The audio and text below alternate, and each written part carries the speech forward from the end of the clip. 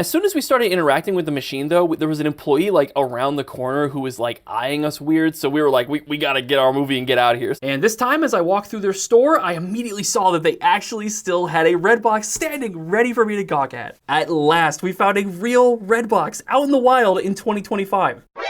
But as you can see, someone had unplugged it and I could no longer use this beautiful movie-making machine. But hey, at least we could still find our Redbox at all, right? Invigorated by our good fortune, I decided to travel next to somewhere different. A Dollar General. Google Maps said I'd find a Redbox here, but as I walked up to the front of the building, I found nothing. There's not even like a trace of a kiosk, so I don't know what Google was thinking here. But hey, it's not over yet. Up next was one of my favorite Redbox stops from last year, a random Circle K. Maybe this cop we found 6 months ago has been stopping people from trying to steal this kiosk all this time. This one looks sad, sun-bleached, and neglected the first time we checked it out 6 months back, and as you can see, it still was not in great shape. But hey, it's still standing at all, so I can't complain. And next stop was a similar story. Last year, Jacob and I stopped at this Lowe's Foods and found this strange kiosk inside that was on a Windows 10 sign-in screen, okay. Unfortunately, when I visited this kiosk again, the screen tragically wasn't even on anymore.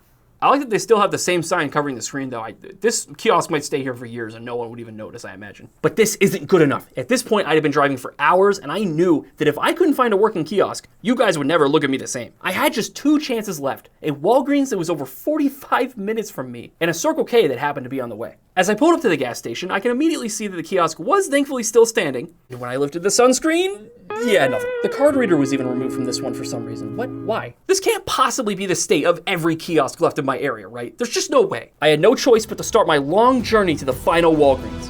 And there it was. This was perhaps the final Walgreens on Earth that still had a Redbox outside. I lifted the sunscreen and... oh my God. It's real.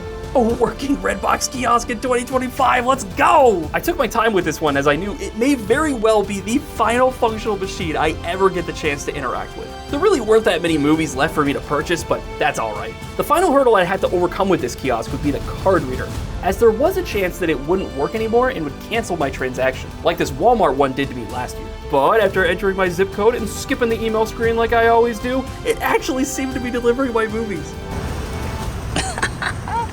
Let's go.